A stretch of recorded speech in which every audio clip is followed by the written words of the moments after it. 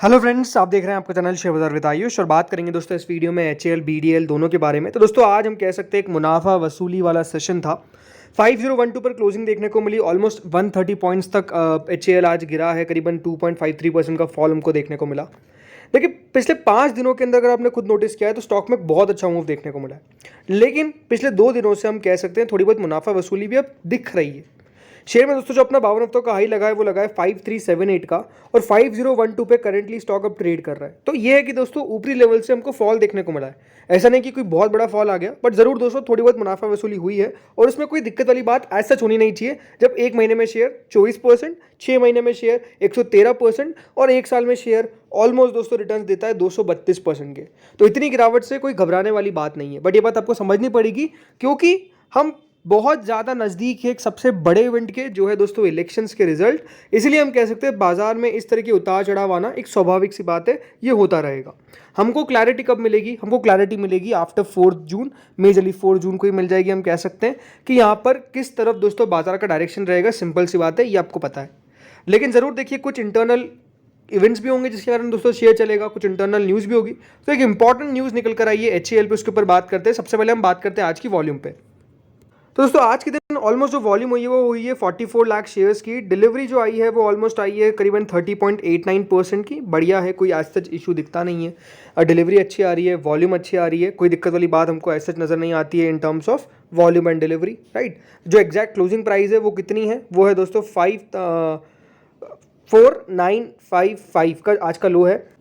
And उसके सामने दोस्तों जो बंद हुआ है वो हुआ है 5019 पे। तो 5012 पे क्लोजिंग नहीं है, 5019 पर क्लोजिंग है। और 5019 पे दोस्तों जो ऑर्डर्स लगे हुए हैं वो है बाइंग के ऑलमोस्ट 14 ऑर्डर्स, ठीक है, आफ्टर मार्केट ऑर्डर्स। अब जैसे मैंने कहा कि इंपॉर्टेंट न्यूज़ निकल कर आई है, बल्कि बड़ी न्यूज़ निकल कर आई है जिसके कारण कल शेयर में तेज़ी बन सकती है, वो भी अच्छी खासी तेज़ी बन सकती है। खबर क्या है? खबर दोस्तों ये है कि कंपनी जो है वो बेसिकली 50,000 करोड़ का डील करने वाली है involving 26 Rafale marine fighter jets are set to commence on May 30। जी हाँ, the shares of defence and मतलब HAL are likely to be focus among market investors on Wednesday as contract negotiations between India and France for the 50,000 crore deal involving 26 Rafale marine fighter jets are set to commence on May 30। तो दोस्तों कल माफ़ कीजिएगा, कल नहीं, 30 मई को हो सकता है कि 50,000 करोड़ की जो पूरी डील है ये हमको सामने आती हुई नजर आ जाए। और ये होगी किसमें? 26 रफाइल डील्स जो है, मतलब रफाइल मराइन फाइटर्स जेट्स जो है वो बेसिकली यहाँ पर कंप्लीट होते हुए नजर आएंगे, कमेंट्स होते हुए नजर आएंगे। High level French delegation will meet the India defence ministry official to discuss the India navy acquisitions of these aircraft according to a report by news agency ANI. तो दोस्तों ये एएनआई ने रिपोर्ट करा है कि एक हाई लेवल फ्रेंच डेलीगेशन जो है वो बेसिकली अब इंडिया डिफेंस मिनिस्ट्री को मीट करने वाला है। सो कल नो डाउट जो सबसे ज़्यादा स्टॉक फोकस में रहेगा वो कौन सा है? एचएएल कल काफ़ी ज़्यादा फोकस में रहने वाला है और ये अपने आप में देखिए एक बहुत ज़्यादा बड़ी खबर है। बिल्कुल इसके ऊपर हमको रिएक्शन भी देखने को मिलेगा। इसके कारण जो डिफेंस स्टॉक्स है वो कल फोकस में रहेंगे, क्योंकि स्पेसिफिकली अगर एचएएल बढ़िया करेगा तो बाकी के डिफेंस स्टॉक्स ऑटोमेटिकली बढ़िया करते नजर आएंगे। लेकिन कल सबसे ज़्यादा फोकस किस पे करना है? जैसे आपको मैंने बताया एचएएल पे फोकस करना है, बिकॉज 50,000 करोड़ की डील जो है इसमें इन्वॉल्व कौन है? एचएएल है। ये बात आप ध्यान रखिएगा। और ये बात ध्यान में रखिएगा स्टॉक चल क्यों रहा है, बिकॉज इनके फ्यूचर ग्रोथ और एक्सपांशन प्लान्स इतने ज़्यादा बेहतर है कि बाजार देखिए उसको प्राइसिंग करने की कोशिश करता है। अब कंपनी का आप खुद देखिए फ्यूचर ग्रोथ और एक्सपांशन प्लान्स कैसे हैं। फोकस करने वाली company capacity building and capability building to meet customer commitments and future projects, proactive procurement, strengthening capex, increasing R&D investments, expecting a robust capex plan for next 5 years estimated between 14 to 15,000 crore annually. Invest करने वाली है green field projects के अंदर जिसकी capacity रहेगी। और company ने भी कहा है कि एस्टेब्लिश करने वाली है नए facilities like new helicopter factory in Tumakuru and third line of LCA in Nashik. Order book अगर मैं बात करता हूँ तो ऑलमोस्ट 94,000 करोड़ की दोस्तों कंपनी की करंट डेट पे ऑर्डर बुक स्टैंड करती है। और एक्सपेक्टेशंस क्या है कि इस फिस्कल के अंदर एंड होते होते 1,20,000 करोड़ तक पहुंच जाएगी। कंपनी एंटिसिपेट कर रही है कि उनको कॉन्ट्रैक्ट मिलेंगे for LCA mark first A, light combat helicopters, advance light helicopters, Dornier aircraft और यूटिलिटी हेलीकॉप्टर मराइन। तीसरा, कंपनी एक्सपेक्ट कर रही है order total almost 1,60,000 to 1,70,000 crore in the next 18 months to 3 years। और कंपनी प्लान क्या कर रही है कि जो इनका मैन्युफैक्चरिंग लाइन है वो भी ऑलमोस्ट 2032 तक यहाँ पर ऑक्यूपाई हो जाएगा। इसलिए दोस्तों जैसा मैं कहा आपको कि कंपनी जो है वो डेफिनेटली डिफरेंट एरियाज में देख रही है कि कहाँ पर अपॉर्चुनिटी है। दूसरी बात, कंपनी के पास ऑर्डर की कोई दिक्कत वाली बात नहीं है। 94,000 करोड़ एज ऑफ नाउ दोस्तों कंपनी की ऑर्डर बुक स्टैंड करती है। तो जैसे मैंने कहा, इन सबको बाजार क्या है, प्राइसिंग करने की कोशिश कर रहा है।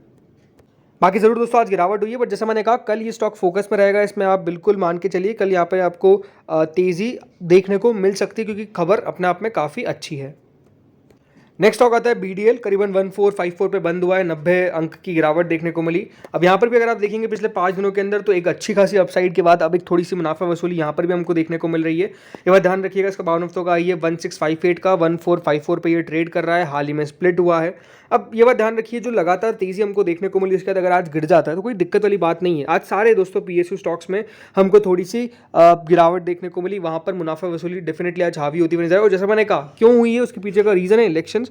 मार्केट इसी तरीके से दोस्तों यहाँ पे ट्रेड करते हुए देखने को मिलेंगे। ज़्यादा कोई क्यूज नहीं थे, क्यूज मतलब कोई ऐसी इवेंट नहीं था जिसके कारण दोस्तों बाजार में कोई बहुत बड़े अपसाइड हमको देखने को मिले। और मार्केट भी जैसे मैंने कहा मोटा मोटी साइडवेज था, तो वहाँ पर भी कुछ इस तरीके की हमको अप मूव डाउन मूव की एक्सपेक्टेशन ज़्यादा नहीं थी, बाजार साइडवेज आज मूव कर रहा था, राइट।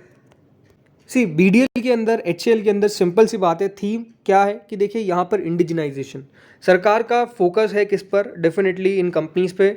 जेफरीज की एक रिपोर्ट निकल कर आई थी अप्रैल के अंदर, आपको पता ही है, और उनके हिसाब से क्या है कि 7 से 8% CAGR से ग्रो करेगा डिफेंस सेक्टर।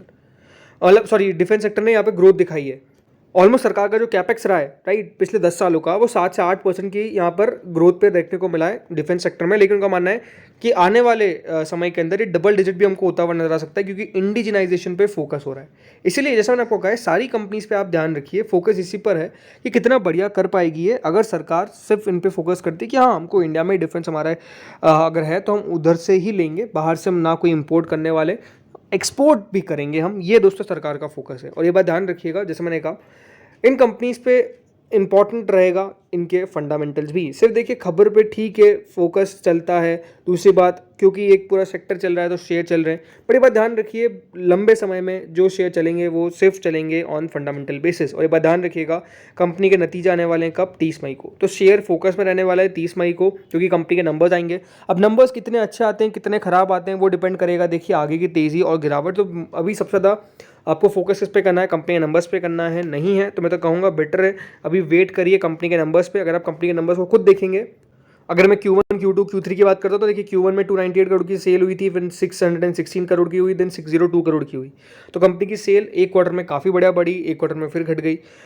कंपनी के मार्जिन दोस्तों जो करीबन 11% नेगेटिव पे थे, फिर वो 22% प्लस पे आए, फिर 20% पे रह गए। मुनाफा 42 करोड़ का था, देन 147 करोड़ का हुआ, देन 135 करोड़ का हुआ।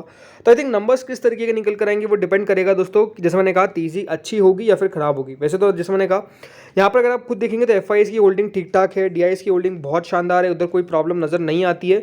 बट अगर दोस्तों कंपनी को बढ़िया करना है तो नंबर्स पेश करने पड़ेंगे अच्छे, और नंबर्स अगर अच्छे पेश करेंगे तो देखिए इनको बढ़ने से कोई रोक नहीं सकता है। तो दोस्तों इस वीडियो में इतना ही था, होपफुली आपको वीडियो बढ़िया लगा होगा। अगर लगा तो लाइक कर देना, चैनल से पहली बार जुड़े सब्सक्राइब कर देना। Thank you friends for watching this video.